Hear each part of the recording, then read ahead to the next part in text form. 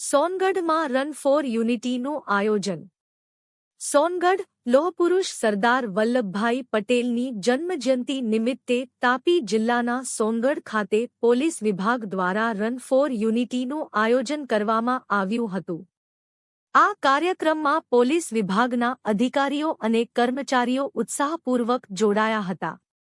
શહેર તેમજ તાલુકાના લોકો પણ મોટી સંખ્યામાં જોડાયા હતા અને એકતા, સમરસતા તથા રાષ્ટ્રીય એકતાનો સંદેશ આપ્યો હતો. કાર્યક્રમના અંતે સરદાર પટેલની પ્રતિમાને ફૂલહાર અર્પણ કરી કાર્યક્રમ પૂર્ણ કરાયો હતો.